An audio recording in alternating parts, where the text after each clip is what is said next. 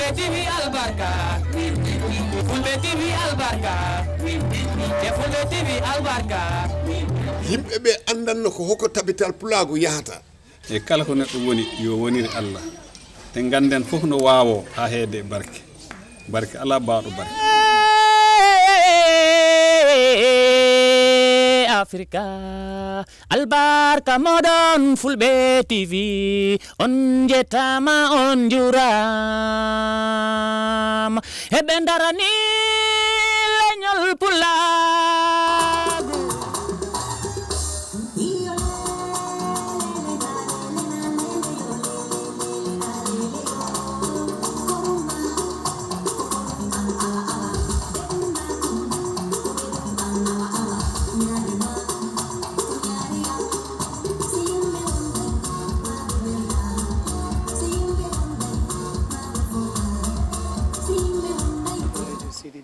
executive makko miɗo salmina media o miɗo salmina executive immiɗe o immiɓe ɗe to cate to dowri to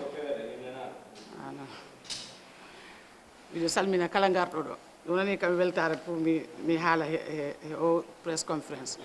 haalam noon juutata saabu ko fodde ko humpuno ko yimɓe ɓe fof hewɓe haalɓe yeeso ɓen ɓe memi hen ko heewi hande ko addi en ɗo rek pour yimɓe laɓɓina ko gantama haalana heewi yimɓe woodi ɓe ganduɗa ɓe ganda ko yahata ɓe kaala ko weeli ɓe rek saabu hande leydi Gambia na weeli because neɗɗo jooɗiɗa fof ɗa wawi jooɗo rek kaala ko welma hande noon Allah walli hen hande ko haala ko ɗo advice Omar Sompo o haali hen ko heewi ko ganduɗa minen jooɗiɓe ɗo sa si ɓiɗon hen ganduno seeɗa ne min ɓurti andude hen hande yo secrétaire général ne o haali hen ko ganduɗa ne waɗi solo hande kala mo jentini ɓe ganda woodi ko ganduɗa haalaji no haale ɓe jiyat wondena ɗin haalaji kalteɗi ko hewɓe jiɗɓe yakkugo e jiɗɓe sernugo yimɓe ɓe min konngol am noon ko he rewɓe to yahata enen ɓiɓɓe fulɓe rewɓe fulɓe mbakkire ɗen gonen gotum e rewɓe jiɗɓe fullo sabu en mbawa wadde fedde mbiyen ko fulɓe tan wonata hen ko fulɓe rewɓe jiɗɓe fulɓe kala debbo mo ganduɗa haɗa yiiɗi pullo aɗa tawa he fedde tabital Pullagu kono mbaɗen feere nanggodiren wota en pecco sen peccima en ittata sabu sa laari constitution tabital Pullagu rewɓe ne hen dañi gueɗa ɓe jiiɗi wadde empower rewɓe kono ɗum fof si tawi en gona gotum en mbawata hebde ɗum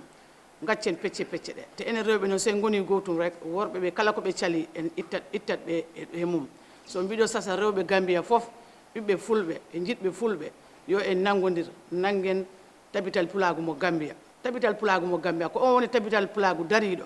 international enen fof en nanino ɓe kaaliri international wawani darade e Gambia so ɗum woodi e Gambia ne en jima no ɗum woniri so hande en jii mistake o ɗo woni so enen hande enen ɓiɓɓe fulɓe rewɓe e jiɗɓe fulɓe nanguen kaɓɓe guuɗe men ɗe ha tiiɗa itten o jakaso gonɗo e nder ɓiɓɓe fulɓe because ɗum moƴƴani men sen peccima en jahata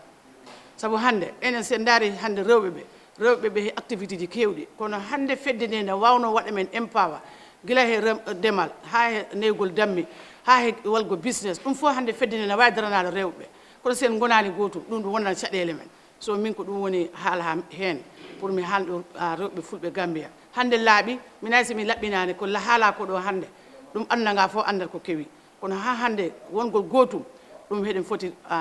wadde tinnoɗen waɗen ɗum so ko ɗum woni hen haalam on jarama ha to siidi si tawi no laawol i okki neɗɗo haalde history no ɗum wayi andete no min miɗo tini no ɗum wayi yeesojo tabital Pullagu Alhaji Sidi Dem mi yettima mi jarnima e muñare ma e tinnare ma Oumar Sompo Cissé Gambia fof yii ndimagu maɗa sabu wona minen mbi'i noon ko an wi'i noon haɗa wawno gimmoɗa he tabital Pullagu freng kota Mansa Diang siko wona leydi Kumadan Base wona leydi Kombo kala ɗo tabital Pullagu memmina Oumar Sompo Cissé ito yeeso ɗum ko ndimagu mbo ganduɗa wano mo weeɓani Oumar wawno wiide haɓo siidi siko Oumar wona mbo on neɗɗo wonduɓe e gandodiri Oumar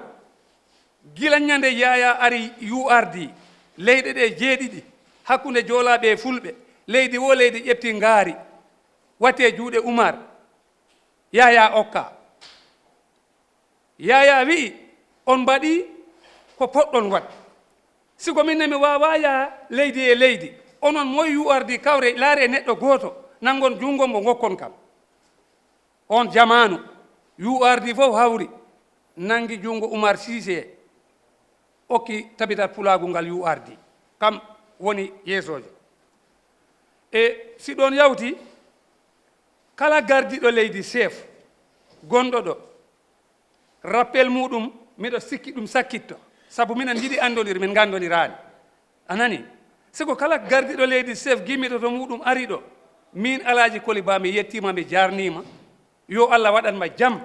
ɗo daraniɗa leñol ngol ɗo sabu hay goto Sidi okkani kaalis Oumar Cissé okkani kaali hi paas yaato o ben garɗo kala andi no ardi anni e ko ɗon foti ala ko yawti to yeeso to kola ɗum si haala i haale e leydi kaalen laɓɓinen neɗɗo fof yo okke geɗal mum ceerno mbaalo min Alaji Koli Ba e minen yeesoɓe leyɗe chef min mbi a jarama ceerno mbaalo a jarama ko ɗum woni yidde hoore mum he yidde leñol muɗum daranoɗa ɗemgal ma ko ngal foti hemgal heɓa ɗum tawa a hulani a amani a suuɗaki ceerno mbal noon ko wana on neɗɗo koola ɗum kala gardiɗo leydi chef gonɗo ɗo mi yettima mi jarnima tidi min on okka yamari ko tabital Pullagu wi'a enen kala jooɗiɗo ɗo ko enen ɗaɓɓata gootagu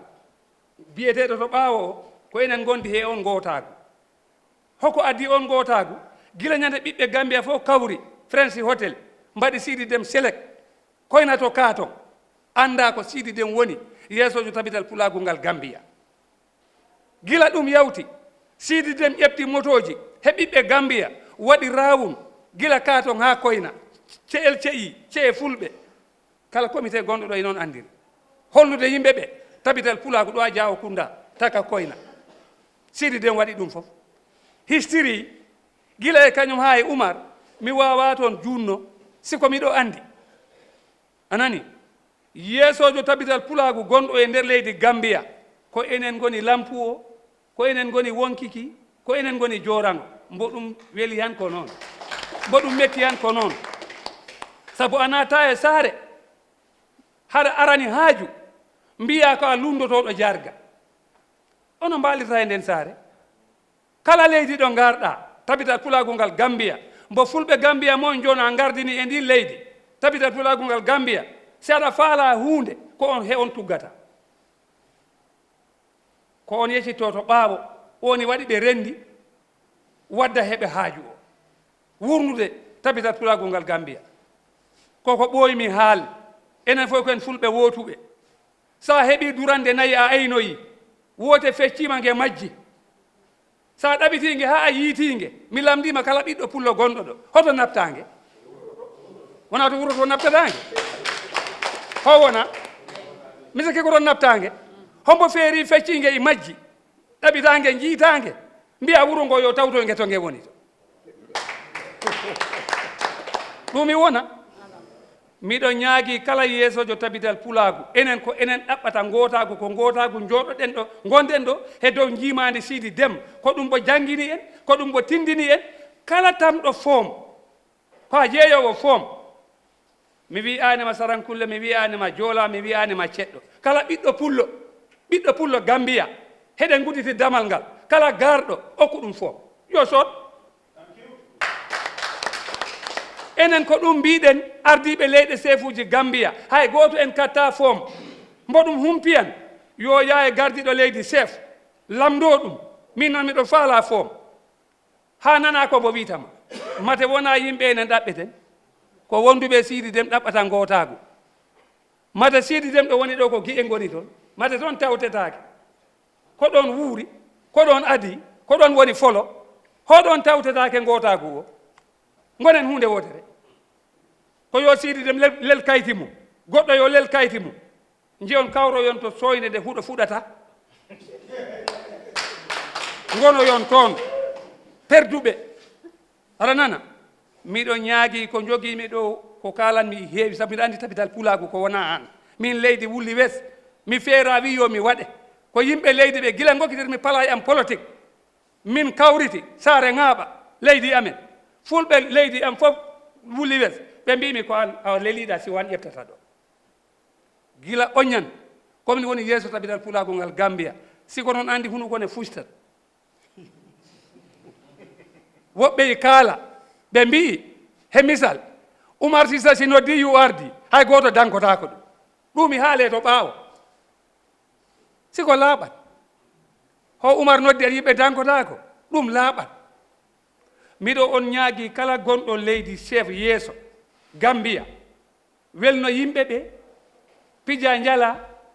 garɗo ɗaɓɓu foman gokka ɗum foom o waɗa joyne tabital pulago ngal Gambia hombo yahata to ngesa ala kerindema a remat a ala kayti tabital pulago ala ristra muɗum ono ɗaɓɓirta ono ballirteɗa a ala no a ɗaɓɓiri ala no a wallire ɗum ala hen siko miɗo waso on miɗo on ñaago garal ngarɗen ngal mi weltanima on sabu ko wiyano ko aset jawtuɗo o mbaɗɗen erago heɗen jiiɗi enen hewɓe ngara ɗo raɓɓiɗi yeesoɓe ɓe Sidi Dem ɓe jaɓani en duncina ha o aset han miɗo ɓe ɗon jarna he ɗum ko hakkil mi weltanima on mi jarni on ko tammiɗo ko kalmi heewi sabu komi politicien nayejo siko koɓe kalta ɗo ko gila he Oumar ha he Keba Dem ɗum suuɗaki ɗum wona to nder suudu ɗum woni kala ɓiɗɗo pullo Gambia kala ɓiɗɗo ceɗɗo Gambia kala ɓiɗɗo joola Gambia tamɗo kartal haɗa waɗi ɗo gonɗa ko ɗon ɗum foti ɗum yawtani to yeeso haɗa waɗi ɗo jiɗɗa haɗa waɗi ɗo gonɗa ɗum wona kase on bo jiɗɗa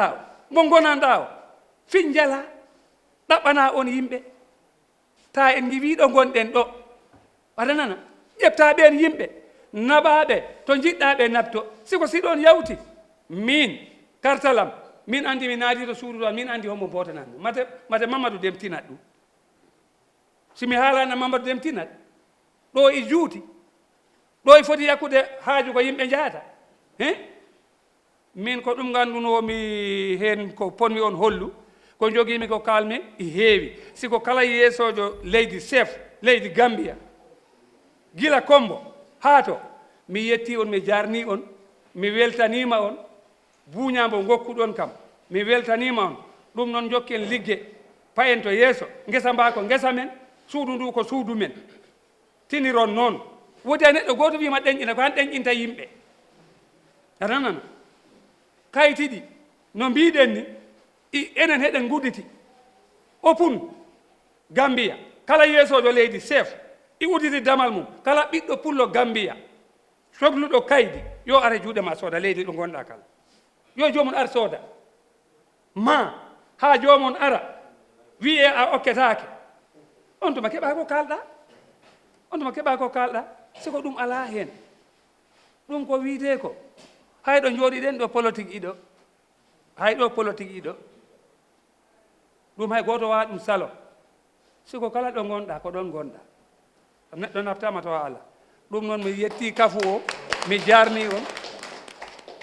yeesoɓe leyɗe sefuji yimɓe ɓe andanno ko hoko tabital pulago yahata e kala ko neɗɗo woni yo wonire Allah te ganden fof no wawo ha heede barke ala baaɗo barke Africa albarka moɗon fulɓe TV on jettama on juram heɓe darani leñol pula